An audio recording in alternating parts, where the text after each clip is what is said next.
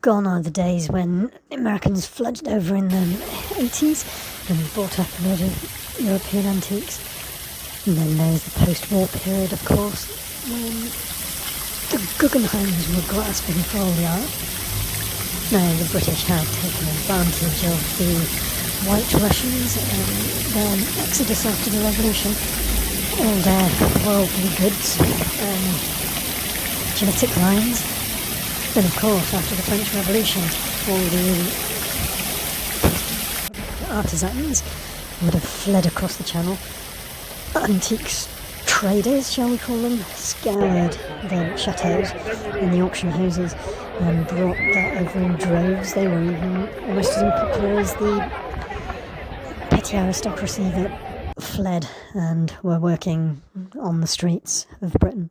Benjamin Franklin, the American, a spy, an agent provocateur, and borderline professional sex pest, where he found the most fruitful places to lay his plans of men to the weak and the mice-like, distrustfully playing in both camps and against both in a quite current affairs type of way, which got First Testament type results. If Benjamin Franklin fluttered the cash at the dance halls, he got all the intelligence and gossip he could need, all the malleable and all the blackmailable, though he himself potentially very fluid in his sexuality. Viager, I don't know if it was around in Benjamin Franklin's days, but look up another video that I've done on Viager. That will suit the opportunist, if you've never heard of it. If you had the right metadata, could you flip Viager?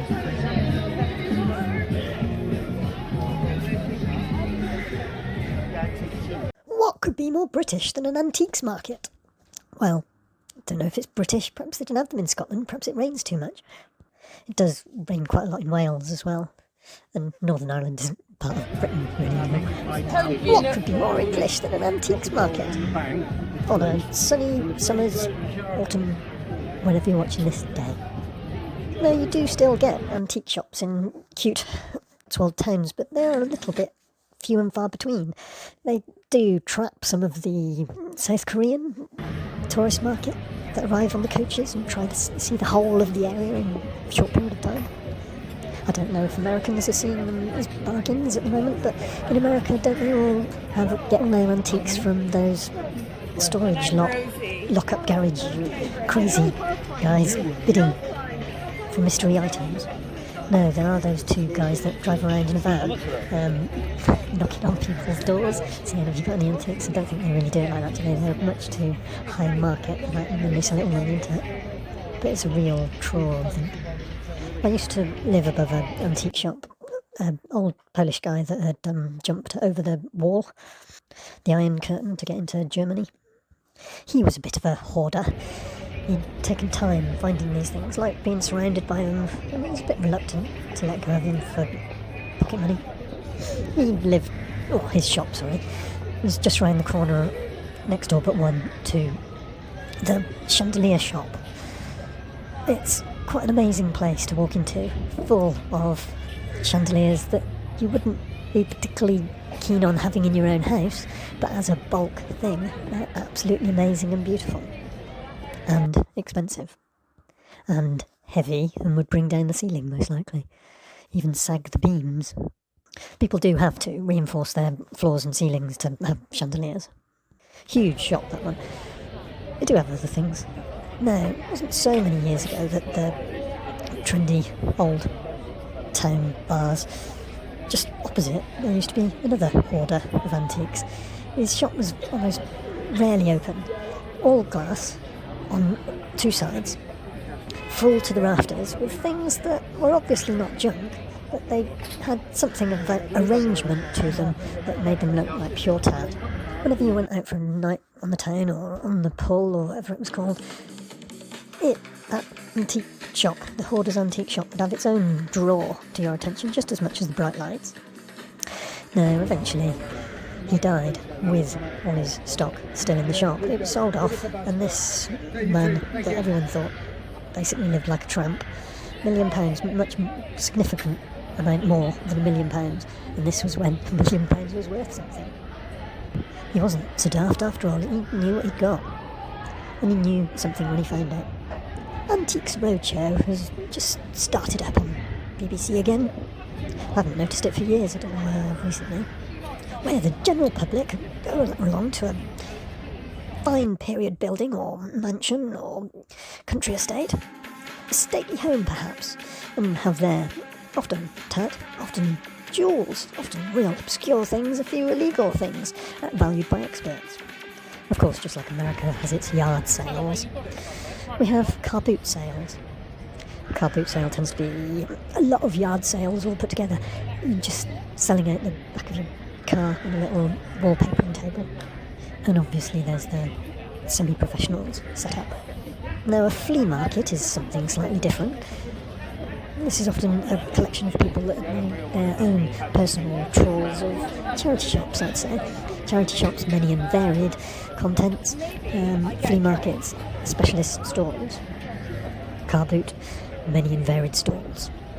Charity shops get much more expensive. In France, though, I haven't really seen that much by way of antique shops either. Perhaps the rents are pushing them out. I have seen antiques markets. Of course, they're called Brocante. I'd say that the French Brocante is very overpriced compared to the English one. I suppose it also depends how long it's been in town, but I think the French tend to avoid Brocante markets. They might have a cursory glance, but they don't really look as if they've got any intention of buying, but perhaps that's like a haggling technique. They don't even look very interested. But a French Brocante market in the town square has an awful lot of tat. You wonder why they're dragging it round from town to town, the traders. Sorry, I'm using traders as a swear word there almost, aren't I? Where it's a word a bit like a god in America. Is it not? Traders are the American dream personified. Old French postcards I always like looking through. You get droves and droves of them, nicely categorised by region and town. The big old Brocante barn that used to be on the side of the tree-lined road along the Isère River, heading off to my alpine town on the B road if you're not taking the péage. I noticed it closed down the last time I drove by. They used to have a sleigh, not an antique sleigh, but it was a reproduction sleigh, but I suppose you need that in an alpine antique shop. You never know when that tourist chalet complex is going to need that focal point. Horse-drawn sleighs aren't just for Christmas and Santa and his reindeer. Is there a business to be had at making and renting out large horse-drawn sleighs for a couple of months a year? Or would it not even pay the storage? British charity shops are a fairly small affair. They are shops. You do get ones that have furniture, tend to be either one thing or the other. Much more of the one than the other. Disposing of your unwanted furniture is rare, but unwanted building materials, it's unheard of in Britain. But France, the M&S, you'll get lots of timber tiles, old windows, old doors. What would be in Britain architectural salvage? There are some, even in Brick Lane in London, piled high in good hoarder style. I will show you around my little hoard of building materials sometime. But we'll stick with antiques for now. I did fairly recently work with a couple of guys that were very keen metal detectorists. I had to keep away from them. They were quite interesting. They picked some poor sites because it has to be a licensed site and they can see them coming.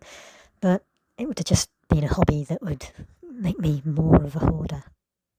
Here we're contrasting a British antiques market and a French M&S Brocante charity shop, hall, barn, depot, entretien, warehouse.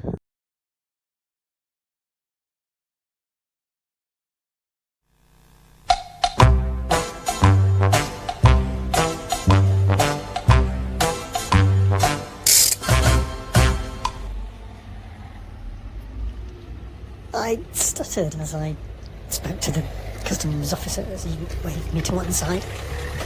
Always it's, where have you been? In France, jumping off at Dover doesn't really work for what they mean. Chamonix this time, usually it's Chambéry. And strangely, for the first time in like a dozen times, I wasn't checked going through British customs. I do wonder if it's got something to do with me saying to the British bloke on the other side, on the French side, looking at my passport, when he was doing the business or holiday, mainly in a couple of job interview type things that he liked or anything. So I got put in the holiday category. Every time you drive over onto the ferry now, your passport gets stamped. So on the way there, on the face of it, they were innocently saying to me, just show your card, it says your card, and they don't stamp your passport. Keep it chatty when you're talking to customs. My main concern is someone that sometimes is going to say that, oh, you live over there. Oh, that means your car insurance might not be valid in England with your British motor. And anyway, in my loading, I've managed to momentarily put my French wallet with my carte d'azur in a pocket in a bag that I then loaded a whole van's worth of things on top of. So, though I was actually taking a €120 detour into Germany to try and pick up a leisure battery, a Bluetti. I couldn't actually buy it because I didn't have the bank card. And they reckon they didn't know I was coming, so they couldn't release the stock.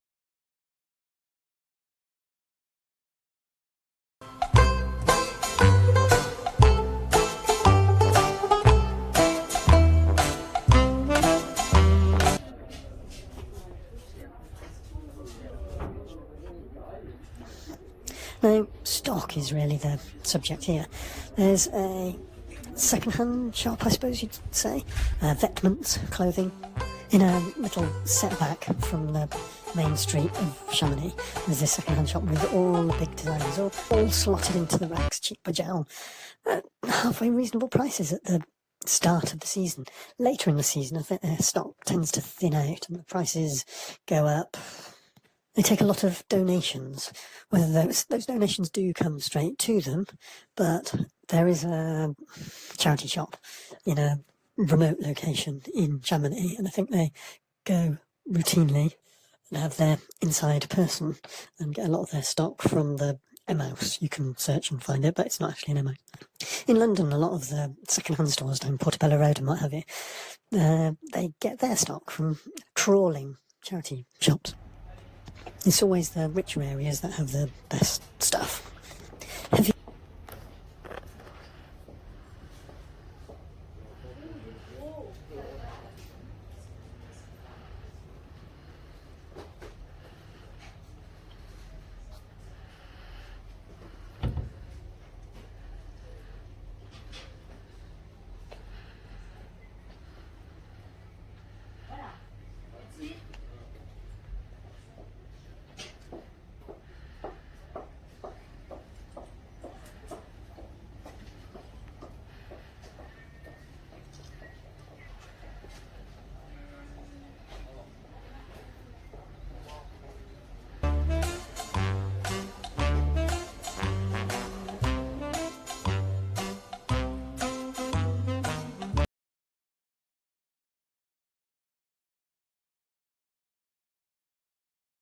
snowfall over my mountain road shortcut to work for the week. I went through Annecy on the flat road and took a detour to Chambéry and visited one of the Emmaus vêtements clothing shops that they have. Some Americans and Canadians. These two young women talking as if they were clearly disappointed with what they've found from going out of their way to the place, but trying to make the most of it and concerned that the prices weren't quite what they were hoping, I think. And then I went to the big one near Frontenac in Chambéry. Now, I was going because a neighbour had told me they quite often have a stock of rustic cut wood boards, waney edged. They didn't have them that day, but they did have a lot of building products, I suppose you could call loads and loads of tiling, like good quality marble tiles, an excellent selection of armoires, wardrobes, and everything under the sun when it comes to bric-a-brac. I think you have to get there quite early in the morning. There was a huge crowd, really, and quite a few British leaving as I was arriving. That crowd gets all the best stock first thing, I think. A bit like January sales, because there's an awful lot of awful clothes, all that's left later on. Emos are always...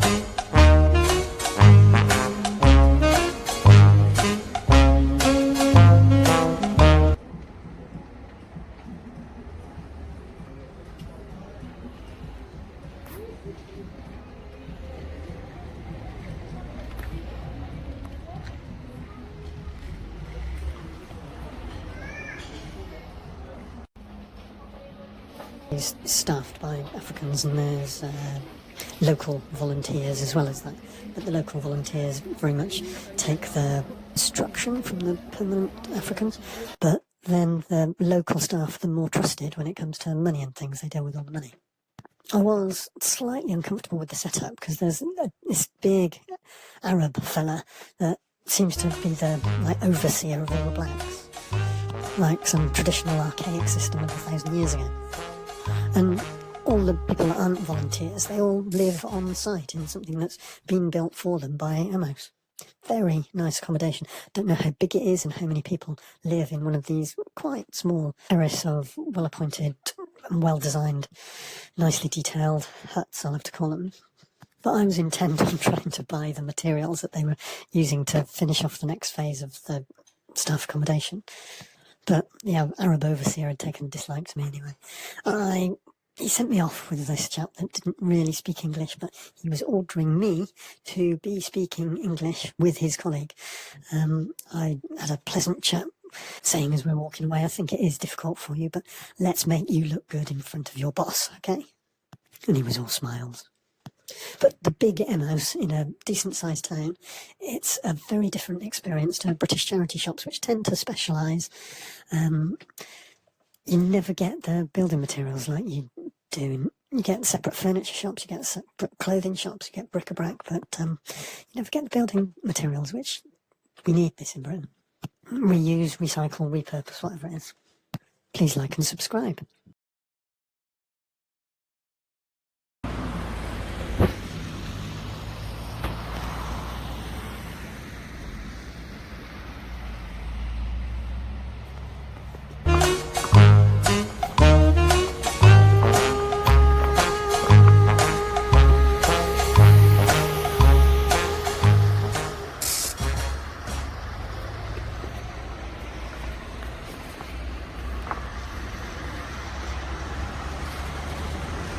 At the Geneva Emos on the roundabout, there's a receptionist, I thought.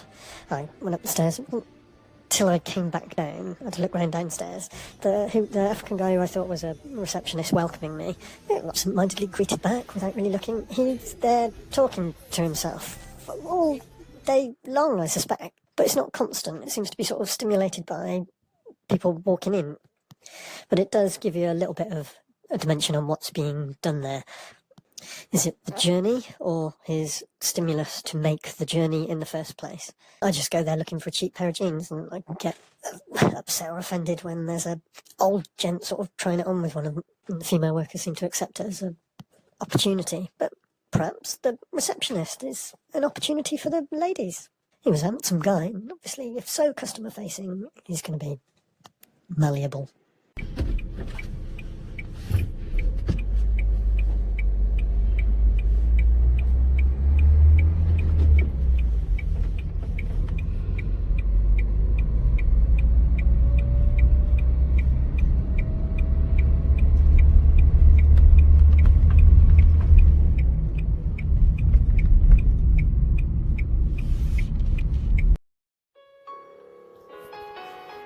Global warming every year on year, the first harvest is getting earlier. End of May, the first harvest. In France, earlier still, second harvest of certain crops can be seen. Last harvest of St. Michaelmas getting later. St. Michaelmas, the date when the devil fell from heaven and fell into a blackberry bush and spat on it or urinated on it, depending on where in Britain you come from. So you shouldn't eat or pick blackberries in Britain after the first week in October, because they've been cursed. Also the patron saint's day of the police, and the Lord Mayor of London is elected on this day. Wild coincidence.